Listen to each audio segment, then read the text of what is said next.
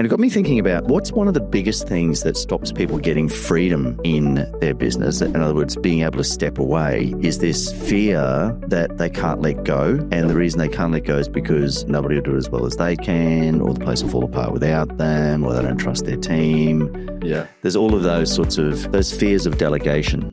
If you want more time, money, freedom, and have a business that's not reliant on you, then you're in the right place. Each week, Mark Creedon, along with some of the very best business minds in the world, will take you through simple, practical steps you can take to create the business you always wanted. From his own practical experience, Mark will show you how to work less, make more, and get the business you always wanted, the one that you deserve. Now here's your host, one of Australia's most sought-after business coaches, Mark Creedon. Welcome to the latest edition of the Mastermind for Business podcast. In this podcast, we talk about how you as a business owner who fell in love with your business can actually get freedom, right? It's about getting freedom away from the business, feeling less of a slave without impacting your bottom line. Hey, in this episode, I want to talk about empowering your team and getting a team on board really early. And as always, in the chair is Nick. Bonnie, good morning. Good morning, mate. Good morning. Great to have you here. Hey, Nick, we were talking the other day about empowering team, and we're running an intensive on the Gold Coast. So part of our Mastermind program, 3 times a year, we get together. We call them our intensives. We spend 2 days together talking about building, a particular aspect of the business. And in this upcoming intensive, we're talking about empowerment and how to empower yourself, how to empower your team, how to empower your clients to do business with you. And it got me thinking about what's one of the biggest things that stops people getting freedom in their business. In other words, being able to step away is this fear that they can't let go. And the reason they can't let go is because nobody will do it as well as they can, or the place will fall apart without them, or they don't trust their team. Yeah. There's all of those those fears of delegation. Yes. Yeah, I think that's definitely a huge part of it. And so I was thinking, well, if we're going to talk about empowering your team, we've got to start really early, right? Yes. There's a book called The Power of Moments. And in it, it says that at every stage in our life, there's moments. There's moments, right? Phil DeBella always says life is made up of moments. But there's lots of different moments. And one of the big moments they talk about is when somebody starts a new job. Yep. And so they say this is the way that onboarding normally works. And that's what I want to talk about today. I want to talk about if we're going to empower people, we don't want to bring them into the business and then let them run for 3 months and they go, right, well, now we're going to start empowering them. We want to empower them from day one. Yep. And how you empower people from day one is to get them to buy in. Yeah, right? 100%. And in order to buy in, they've got to believe. Because it's hard to buy into something you don't believe in. Oh, 100%. Or you don't know enough about. Well, but you can't believe in it if you don't know enough about it. Correct. So you've had history in sales. How hard was it to sell a product you didn't believe in? Oh, 100%. I mean, you can only get so far, like off the back of your sales and being able to talk to people, whatever your conversational skills, that only gets you so far. Because then when people start asking questions. Yeah, that's right. Or when it gets to, the nitty gritty, you need to be able to drive it home. You need to be able to believe in the product or the service or whatever it is that you're trying to sell.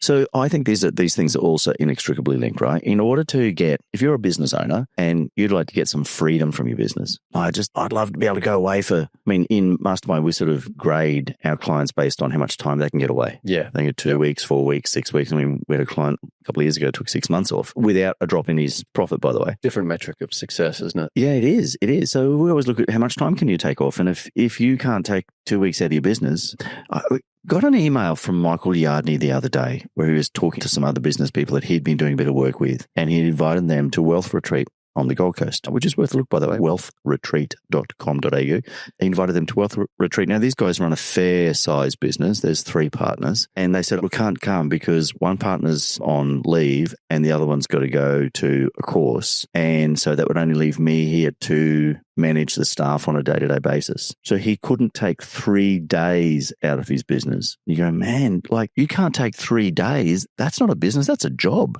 That goes back to what you were saying before. It's because he hasn't encouraged them from the get-go. Correct.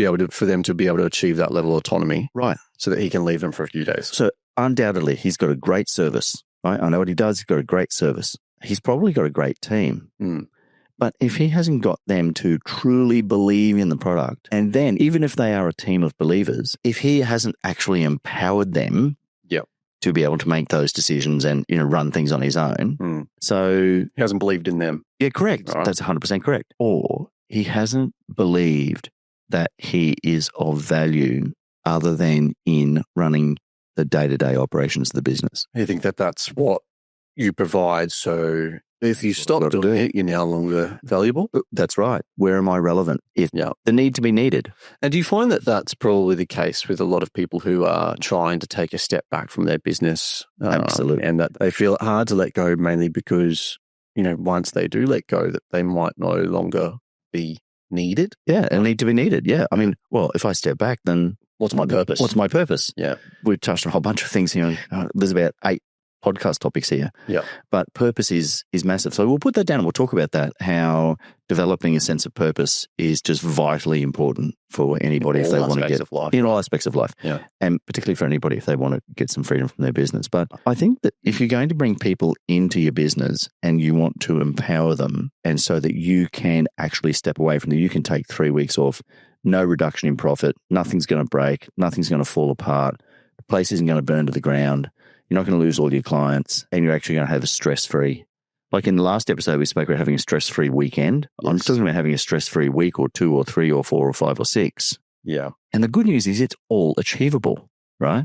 100%. If you look on social media now, there's lots of, tend to bag people in my profession, but there's lots of people out there that are going, right, if you want to get more freedom from your business, all you need is systems. And I look at that and I go, you know what? That's just like, that's bullshit. Or follow the way that I've done it. Yeah, that's right. Because I've been able to achieve that level of freedom. So do exactly what I did. Yeah. You know what you need is you need good people. Yeah. Because you can have the best systems in the world, but if you've got shit people and they're not following, or worse still, you've got good people and good systems, but no one's following it because they're too afraid to. Yeah, because you haven't let go. Utilizing them. Yeah. Yeah, you haven't empowered them, right? Yeah. If you've got really good people, I would rather have great people and ordinary systems. Yeah. And in fact, can I tell you, when I took on the role of CEO of the Metropole Property Group, our systems were pretty good. They needed fixing. There were some systems there that needed fixing. That wasn't my first area of focus. My first area of focus was getting the people right. Yeah. Because I knew once we had the right people, we would develop systems that they could implement, but they would actually be a part of that development process. Yeah, that's right, because they want to be. Yeah. Right. So they want to help. They want to be a part of the journey. Yeah. So how do you get better buy-in than having somebody going, oh, hey, Nick, listen, in the business, I think we've got this great system that we could implement. I've got this idea. Yeah. And I think that's, having the right people, but also sometimes you notice some people have the right people, but they don't appreciate them enough. Yeah. And they don't realize that they had the right people until it's too late. And I think that happens quite often as well. And we can fall into that trap very easily by thinking, you know what, like you said before, I'll get them to buy in. I'll start getting them to believe in the stuff, in a few months' time. Yeah. Yeah. And then a few months' time, they're gone. Yeah. That's right. You've now missed out on a great opportunity. Ridden off into the sunset. But I mean, and people like that are going to, because there's always other opportunities around the corner. So, utilize your team if you do have a good team, encourage autonomy, get them to collaborate and work together and create that, we're all on the same path, heading towards the same goal type community, team focused culture. I don't really like the word culture, but that's what you're trying to foster, right? When you get the right people in. That's right. I mean, I actually love the word culture, but I don't like the way it's used these days, which is the point you're making, because I think it's just often used and abused and nobody really knows what it means. It's more of a blanket term. Yeah. Oh, what do we want a great culture? I mean, it's one of the things that if I'm ever doing interviews and I say, what are you looking for? And they go, oh, a really good culture. Okay, it's a great thing that you're looking for. But what does it mean? Yeah. What are you actually? What does it mean to you? So all of those things that you've just said, I think are bang on. The thing that I wanted to talk about today was, when does that start? And it actually, all of that starts before you employ someone. But in terms of empowering someone, it starts on day one. Yep. So from day one, you need to make sure that you are bringing somebody into your team in a way which gets them to believe in the product and service you provide, to believe in you as a leader of the business, and to believe that they are going to be given the level of autonomy and empowerment that they need to be able to do their job without you micromanaging them. Yeah. Yeah. Right? I was watching on a show that you quite like, A Better Call Saul. Oh, yes. Right? Yeah. And he used that term when somebody was sort of micromanaging him, and he said, have you ever heard the term, a watch pot never boils? And it's true. So you've got to work out this balance. So let's go back to the book Moments, Power of Moments. And in the Power of Moments, they talk about how often when people start work, say if it's in an office environment, they're on their first day in, here's what happens. They get in, the person that's supposed to be managing them, everybody forgot it was their day off. Yep. They get shown to a desk with a big induction manual on it, and they're just told to read that. Yep. They get a bit disturbed because they find like 50 pages of sexual harassment policy. Then they get shown around the office and people get annoyed because they're being interrupted, be introduced to this new person. They have no idea who they are or why they're there. Nuisance, don't you? You feel like, oh, hi, how's it going? Yeah. Here's the new guy. Yeah. And you just feel like you're being used to you interrupting their day. Yeah. And then they meet George and realise why 50 pages worth dedicated to sexual harassment. Good on you, George. Yeah, Georgie. So there's a better way of doing it. And so I wanted to share with our listeners some ideas on that, some of the things that we do. Right, that we do with all of our mastermind members and that we do within the Metropole Group. So when somebody comes on board, the first thing we do is we let all of the directors know who they are and when they're starting. We send them an SMS the day before just saying, hey, we're excited, we're super excited about you joining us, looking forward to it, can't wait to see you. And that comes from the person who's actually going to greet them on the day. Sure. We make sure that on the day they start, there is somebody there to actually greet them.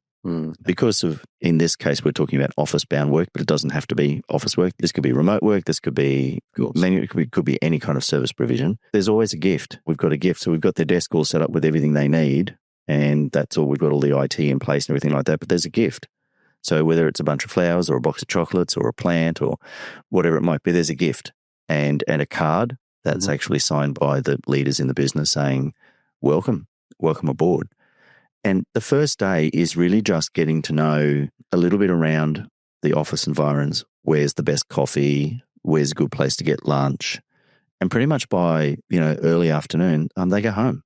Right? Yeah. Yeah. So we don't induct them into 500-page manual of this is who does what to whom and who enjoys it, on a daily basis. What we do is just we get them inducted into our culture, if you like. Sure. So we get them to understand, what we're about. They get to have a chat to the leaders, and that's how we do it. And then day 2, we start to get them into the nitty-gritty of the job and the paperwork and all of that sort of stuff. And I think it's horrible to think somebody on their first day, they'd be confronted with all this paperwork, tax paperwork and employment paperwork and all this sort of stuff that they've got to deal with. And you just go, excuse me, they go home. Yeah, it's an overload. Imagine they go home and their partner or parent or whatever, dog says, how was your day? And you go, oh, I don't really know. It's just felt like I was pushed from pillar to post. A lot of stuff was just shoved at me. Yeah. So having a really simple process like that is the way that you, I think, induct people into the culture. But one of the really important messages that we give people from the get-go, and we teach our mastermind members this as well, is to say from the very get-go, hey, Nick, so glad that you're on board. We've got a really open door policy here. So any ideas you've got, we'd love you to bring them to us because you're coming in with fresh eyes and a new perspective. I don't want you to go mucking around with the system that we've got here. I don't want you to go changing things without talking to us, but I do want you to let us know if you think things could be done better, different. And I guess establishing, that line of open communication is key from the get-go, isn't it? Yeah. Really making them feel like they can come to you about anything and not just saying it. And I think actually making them feel it. Yeah. And by going into it and explaining what you mean by that, it just makes them feel a little bit more at ease, knowing that there is that open door. If there is anything, or if they're feeling uneasy about certain things, that they can come to you. And having that open line of communication, that's the only way that you're going to get them to believe. Yep. Well, there's what I was saying. People won't remember what you told them. They'll remember how you made them feel. Yeah, well, exactly. That's why, shoving down information and knowledge stuff and learning stuff down their throat in the first 24 hours of being there is not the way to go about it. Yeah. Yeah. I remember one gig I was selling office stationery, and a sales gig I had, and it was just a BDM role. And my first 2 days, I was taken into an office that I wasn't even going to work in. They sat me in a room away from everyone else in the office. Yep. And the manager. Perfect isolation. Yep.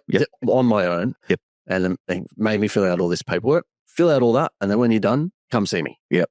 Okay. So filled out all the paperwork, did all that, filled out my tax file number, all that sort of stuff. Went and seen him. It's like, all right, came in. Dropped a bunch of folders on the desk, which were all, history and product and all that sort of stuff. And I'm not about to learn. He's like, all right, so now we're going to spend some time going over the history of the company. Yep. And we're going to spend some time training on what we do, what the role is, et cetera, and stuff. And we spent about 4 or 5 hours of him just writing stuff on the whiteboard and showing stuff. And I almost fell asleep. Yeah. I was on the nod. I was very close to falling asleep on my first day. Yeah. So what an impression after walking away. And I remember, my partner saying to me, how was your first day? And I have no idea. Yeah. I was just overloaded with so much stuff. I guess it was good. Yeah. I don't know. Oh, did you meet him? Missed opportunities. Really, right? didn't get to talk to anybody. And imagine if they'd adopted, what we teach, which is we brought you in, showed you where you're going to sit. You already would have been welcomed because people would have greeted you when you arrived because that was part of the process. There's a gift waiting there for you. They've shown you around the office and where things are. Then they've taken you out for a coffee and go, listen, there's 3 coffee shops around here, but this is probably the best one, or tea or milk, whatever you drink, right? And by the way, did you bring lunch? No, not a problem. There's 2 great lunch places, a great place for sandwiches, a great place for fish and chips, whatever it might be. Now you're starting to feel like this has actually got a little bit of a vibe to it, right? Yeah. And in terms of history of the company, so we do that. We recommend our clients do that. And sort of in Metropole, we do that. They get to have a chance to have a chat with Michael Liani, but they're like, that's not till day 2 or 3 or 4 where they sit with Michael and he can just take them back through the history. And it's not an hour-long presentation. And really the concept of history is not about that we started in, whatever it might be. No. It's not about that we started 20 years ago. It's about how we've evolved. Yeah, and also I don't think you can ask someone to buy into something unless they know the history. Right? Unless they know what it is, what they're fighting for or whatever it is, Yeah, well, it comes back to what you said before about purpose, right? So the whole idea of giving somebody the history lesson is so they understand the purpose of the business. Yeah. Right, so this is not so much about what we do, it's about who we are. Yes. And why we exist.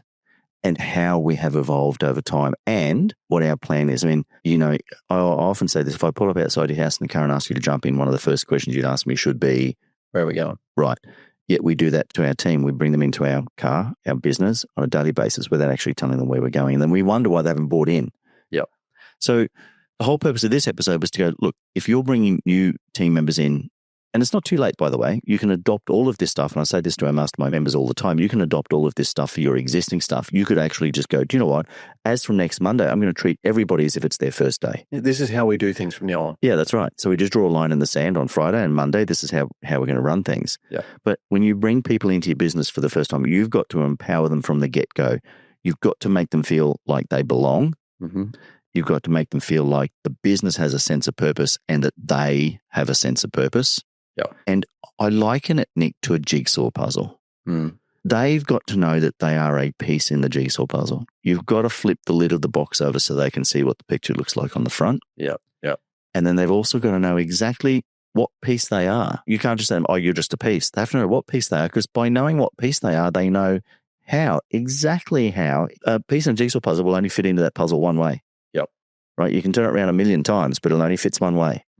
And so that it will help them to understand exactly how they fit in to the business. And I reckon get that underway, you are well on your way to empowering people to move forward. And that's what's going to give you start that now, then in a couple of months' time, you're going to take your week off and then 2 weeks and 3 weeks and 4 weeks. Yeah, and you're right, it's not too late either. If you have a current team that you feel a little bit of disconnection either in between the team or between yourself and the team, it's not too late. No. You can rebuild that connection and you can get them on board. It's about adopting those techniques and stuff now and making that change now. Like you said, draw a line in the sand. Yep. This is the way that we do things now. And I guarantee you that those, even if it's an employee that's been there for quite a while, you can teach an old dog new tricks. Yeah, you can. And you can re-motivate someone. You can get them back on board. You can get them to buy in again. Yep. Even if they bought in previously and had maybe that motivation and stuff has sort of dropped off. Yep. You can get that back out of them. But, you need to, A, show that through leadership. Yep. Lead by example. Yep. And B, you need to open that line of communication so that everyone feels comfortable, be able to ask you or come to you with things that are only going to improve your business. That's empowerment, right? That to me, that's the epitome of empowerment. Yep. If people know that they can come into my office at any time or they can ring me or they can Zoom me or whatever it might be, if they know and they can bring me ideas, then I have an empowered team around me. And guys, that's what, if you're looking to get freedom in your business, if you love your business and you've kind of fallen out of love with it because it's just a drain on you, because everything, you're like the pinnacle of the triangle, right? Everything has to come through you. You've got to empower the team around you. It's not too late to do it if you've got an existing team, but for a new team, you do it from day one. 100%. Good stuff. Great to chat. Thank you. Thank you. These are the sort of things that we teach our clients in our Mastermind program. If you'd like to know more, metropolemastermind.com.au. That's metropolemastermind.com.au. If you've got a topic that you'd love to hear Nick and I talk about, just send us some comments in our socials and we'll get onto it. Until next time, please make sure you spend time with those who matter most.